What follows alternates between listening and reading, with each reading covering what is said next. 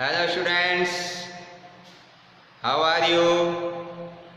Welcome back to my channel. Today we are going to start 8th chapter of class 10 English medium. Chapter name is trigonometry. इसका आज हम introduction part 1 पढ़ेंगे कि trigonometry क्या है. What is trigonometry? Trigonometry is a branch of mathematics. ये math की एक ब्रांच है और इस ट्रिग्नोमेट्री की अगर हम बात करें तो ये ग्रीक भाषा के 3 वर्डों से मिलकर बनी है. ग्रीक भाषा के 3 वर्ड हैं ट्रिग्नोमेट्री. जैसे यहाँ पे आ रहा है try. Try means 3. Try means 3 और गॉन मीन्स साइड्स और लास्ट में मैट्रॉन मीन्स मीजर. के 3 साइड्स का मेजरमेंट, 3 साइडों को अगर हम मेजर करते हैं तो वो ट्रिग्नोमेट्री होती है. अब 3 साइड किस में है?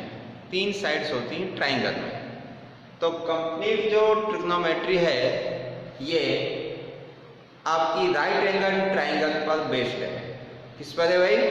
राइट एंगल ट्राइंगल पर. दोबारा से देखिए, ट्रिग्नोमेट्री जो ये वर्ड है, अगर इसको मैं कुछ पार्ट्स में डिवाइड करूं तो ग्रीक भाषा के ये 3 वर्डों से मिलकर बनी है. ट्रिग्नोमेट्री में ट्राई मीन्स होता है 3, गॉन मीन्स होता है साइड आगे, और आगे मेट्रिक से एक वर्ड बना है मैट्रॉन और उसका होता है मीजरमेंट. यानी कि 3 साइड्स का मीजरमेंट. तो 3 साइड्स होती है ट्राइंगल में. तो ये कंप्लीट जो ट्रिग्नोमेट्री है वो राइट एंगल ट्राइंगल पर टिकी हुई है. तो ये राइट एंगल ट्राइंगल है आपका इस प्रकार से. तो इस राइट एंगल ट्राइंगल पर बेस्ड ट्रिग्नोमेट्री है. अब इस राइट एंगल ट्राइंगल में साइड्स कौन कौन सी होती हैं ये देखिए. इसमें ये राइट एंगल है ABC. ये B पे जो एंगल है वो राइट एंगल है 90 डिग्री का. और आपको पता है कि जब ये एंगल 90 डिग्री का है तो इन तीनों एंगल्स का जो सम है वो 180 डिग्री होता है. तो जब एक एंगल 90 का है तो इन दोनों एंगल्स का सम हो गया 90 डिग्री का. इट मींस ये एंगल A और एंगल जो C है ये दोनों 90 से कम होंगे. यानी कि ये भी 45 का हो सकता है, ये 45 का. इट मींस ये एक्यूट एंगल होगा. कैसे हो गए भाई? Acute angle. यानी कि आपका A और C है ये दोनों 90 से कम होंगे. ये 45 के भी हो सकते हैं, या फिर ये 75 का हो सकता है, ये 15 का हो सकता है, या ये 70 का, ये 20 का. मतलब ये 2 एक्यूट एंगल बन गए. तो जो ट्रिग्नोमेट्री है इससे हम क्या क्या चीजें फाइंड करेंगे या इसमें हम किन चीजों की स्टडी करेंगे. एक्चुअली जो ट्रिग्नोमेट्री है इससे हमें कोई भी अगर एक ऊंचा कोई माउंटेन दे रखा है, उसकी हाइट, या जहाँ पे मैं खड़ा हूँ और मेरे पास में कोई माउंटेन है सपोज करिए यहाँ पर, और मैं यहाँ पे खड़ा हुआ हूँ, तो इस माउंटेन की डिस्टेंस क्या है, इसकी हाइट क्या है, तो इसको निकालने के लिए आप एक ऐसे राइट एंगल ट्राइंगल अज्यूम कर लेंगे. ये इसकी हाइट है और ये इसकी यहाँ से डिस्टेंस है, और ये वाला एंगल अगर हमें पता हो जाए तो हम इसकी डिस्टेंस फाइंड आउट कर सकते हैं, हाइट फाइंड आउट कर सकते हैं. इसी प्रकार से कोई अगर मीनार है, इस प्रकार से कोई अगर मीनार खड़ी हुई है, तो इस मीनार की अगर यहाँ से हमें हाइट निकालनी हो, यहाँ कोई व्यक्ति इसको ऑब्जर्व कर रहा है, तो क्या करेंगे हम? इससे एक राइट एंगल ट्राइंगल इस तरह से ड्रॉ कर लेंगे, और उस राइट एंगल ट्राइंगल में अगर ये एंगल या ये वाली डिस्टेंस कोई भी हमें पता हो जाए तो इसकी हाइट और डिस्टेंस हम पता कर सकते हैं. तो काफ़ी समय पहले जो ट्रिग्नोमेट्री का यूज हुआ करता था वो हमारी अर्थ से स्टार की डिस्टेंस पता करने के लिए, हमारी अर्थ से कोई भी प्लैनेट की डिस्टेंस पता करने के लिए ट्रिग्नोमेट्री का हम यूज करते थे। तो मेन जो हमारे सिलेबस से रिलेटेड चीज़ें हैं वो आज हम स्टडी करेंगे, और देखिए वो क्या क्या हैं।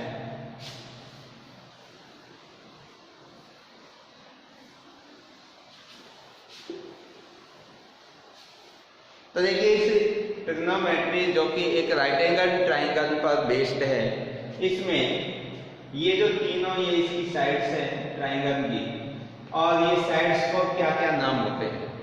तो ये जो एंगल है इसके अंदर दो एक्यूट एंगल और ये राइट एंगल है।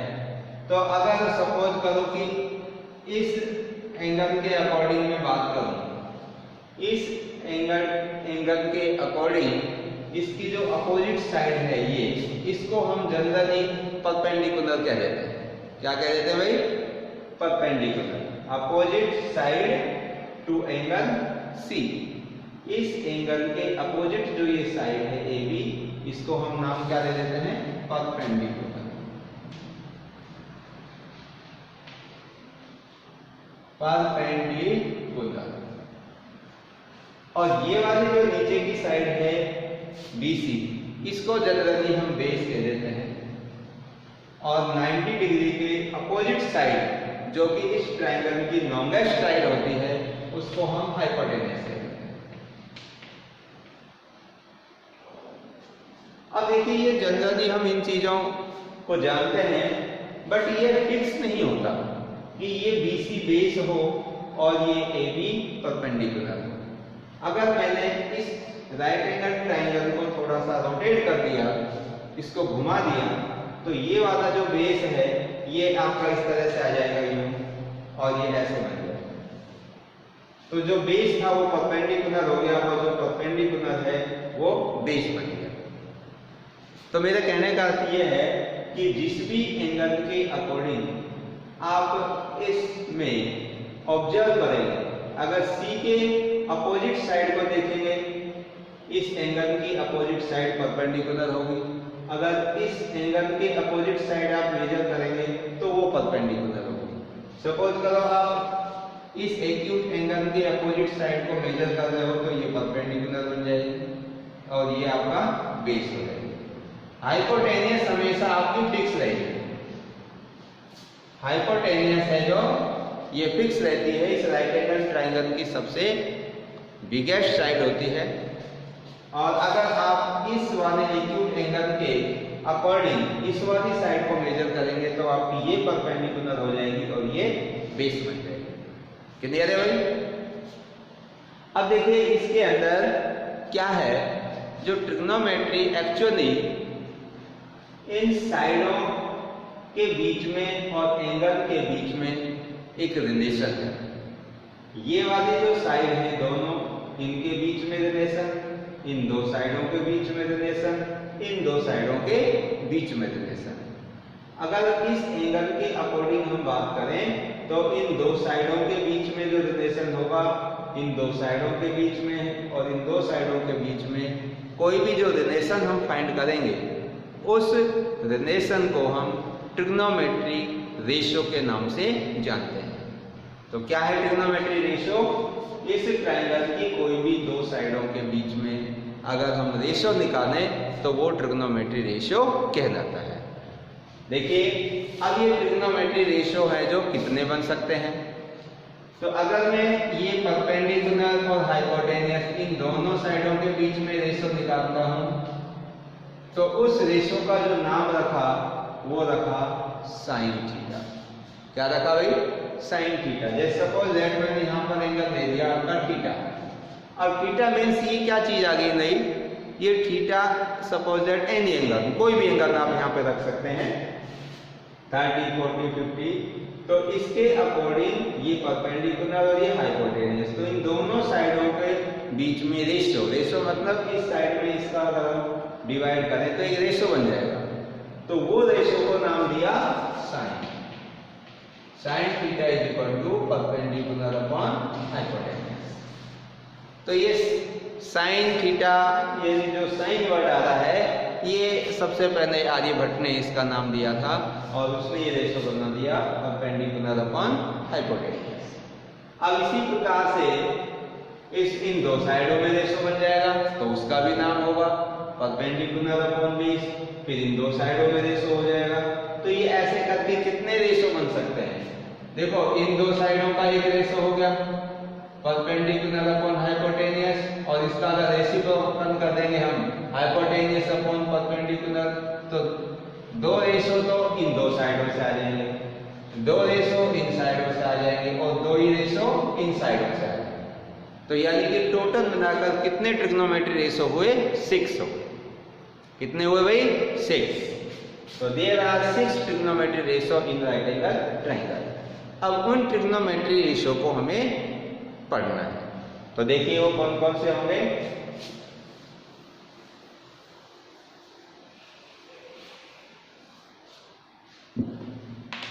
ये आपका एक राइट एंगल ट्रायंगल है और ये मैंने एक्यूट एंगल थीटा है जो फिक्स कर दिया। इसके अकॉर्डिंग हमें ट्रिग्नोमेट्री रेशो फाइंड करने हैं ABC। ये राइट एंगल है 90 डिग्री का, इसके अपोजिट साइड ये हाइपोटेनियस है, ये परपेंडिकुलर और ये आपका बेस।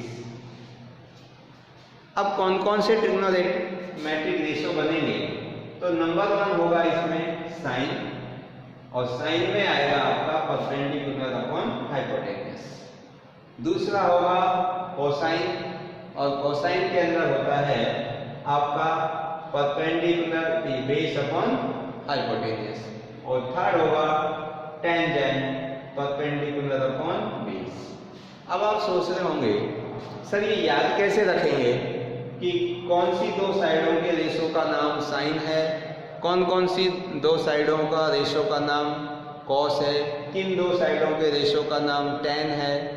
तो देखिए इसको याद करने के लिए एक आपको बहुत ही अच्छी सी टेक्निक बता रहा हूँ, उसको आप याद रखिए। ये सिंपल टेक्निक है जिससे हम इन साइडों के रेशो से ट्रिग्नोमेट्री रेशो को याद रख सकते हैं, और उस टेक्निक्स का नाम है पंडित बद्री प्रसाद हर हर बोने सोना चांदी तोने। क्या याद रखोगे? पंडित बद्री प्रसाद हर हर बोने सोना चांदी तोने। पंडित बद्री प्रसाद, पंडित बद्री प्रसाद हर हर बोले सोना चांदी तोले। ये मैंने शॉर्ट वर्ड लिख दिया। पंडित बी से बद्री प्रसाद, पंडित बद्री प्रसाद हर हर बोले सोना चांदी तोले। अब देखो इनका आप याद कैसे रखोगे? अगर मैं यहां पर नीचे अपॉन लगा दूं तो ये जो P4 हो जाएगा परपेंडिकुलर और इस H4 हो जाएगा हाइपोटेनियस, यानी कि परपेंडिकुलर और हाइपोटेनियस का जो रेशो है वो बन जाएगा आपका साइन थीटा। S से क्या बनेगा? S4 sine theta. ठीक है। और B4 बेस, H4 हाइपोटेनियस, इन दो का जो रेशो है वो बन जाएगा आपका कोस। तो C4 क्या हो जाएगा? Cos theta. और इधर परपेंडिकुलर अपॉन बेस ये हो जाएगा टेन थीटा। D4 क्या हो जाएगा भाई? Tan theta. तो ये एक टेक्निक आप याद रखें। तो इससे क्या होंगे, आपको 3 ट्रिग्नोमेट्री रेशो याद हो जाएंगे। पंडित बद्री प्रसाद हर हर बोले। तो इसके यहाँ पर कौन का साइन लगा देंगे? तो परपेंडिकुलर अपॉन हाइपोटेनियस जो ये होगा वो किसके इक्वल होगा? साइन थीटा के। और इधर होगा base upon hypotenuse cos theta के, और परपेंडिकुलर अपॉन बेस किसके इक्वल होगा? टेन थीटा के। और अब इनका अगर मैं रेसिप्रोकल कर दूं, ये हर हर बोले ऊपर हो जाए और पंडित बद्री प्रसाद नीचे आ जाए, तो फिर आपके नए तीन ट्रिग्नोमेट्रिक रेशो बन गए। देखो कैसे, इसका मैं रेसिप्रोकल कर देता हूँ। अब रेसिप्रोकल करेंगे तो H और B upon P B P। तो देखो इससे क्या बन जाएगा, hypotenuse upon perpendicular, hypotenuse upon base और बेस अपॉन परपेंडिकुलर। तो ये वाला जो बनेगा ये बन जाएगा कोसेक थीटा, ये बन जाएगा आपका सेक थीटा और ये हो जाएगा कोट थीटा।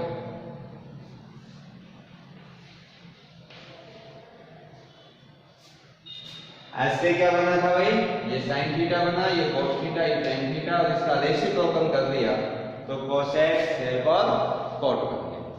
तो अब आपको याद रखना है कि साइन थीटा की वैल्यू किसके बराबर होगी भाई, साइन थीटा होगा परपेंडिकुलर अपॉन हाइपोटेनियस के, कोस थीटा किसके बराबर हो गया, बेस अपॉन हाइपोटेनियस और टेन थीटा किसके बराबर हो गया, टेन थीटा हो जाएगा परपेंडिकुलर अपॉन बेस। और जब इसका रेसिप्रोकल करेंगे तो हाइपोटेनियस अपॉन परपेंडिकुलर ये हो जाएगा आपका cosec theta, cosec theta hypotenuse upon perpendicular और sec theta is equal to hypotenuse upon base और फिर इसके बाद लास्ट में cot theta is equal to ये बन जाएगा perpendicular upon base. Cot theta है जो ये हो जाएगा sorry base upon perpendicular, base upon perpendicular. तो ये आपके 6 ट्रिग्नोमेट्रिक रेशो, ये 6 जो ट्रिग्नोमेट्रिक रेशो हैं इनको इस तरीके से हम याद रख सकते हैं, ये एक टेक्निक के माध्यम से। तो अब देखिए इससे हमारे क्वेश्चन कैसे कैसे आएंगे, किस प्रकार से हम क्वेश्चंस को सॉल्व करेंगे, तो वो देखते हैं।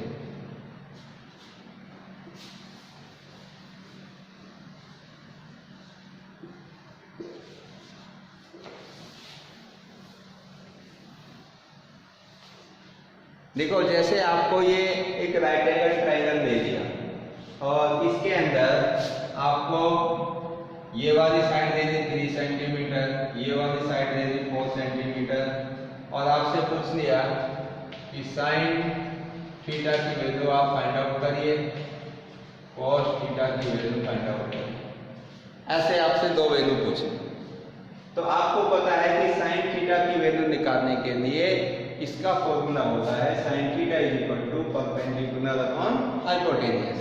तो हमारे पास में यहाँ थीटा है तो इसका अपोजिट साइड ये परपेंडिकुलर हो गई, तो ये चाहिए हाइपोटेनियस। अब ये हाइपोटेनियस निकालने के लिए हम इसमें पाइथागोरस थ्योरम का यूज करेंगे। तो in right triangle ABC Pythagoras theorem से ये वाली साइड निकालेंगे, AC का square is equal to AB का स्क्वायर प्लस BC का स्क्वायर।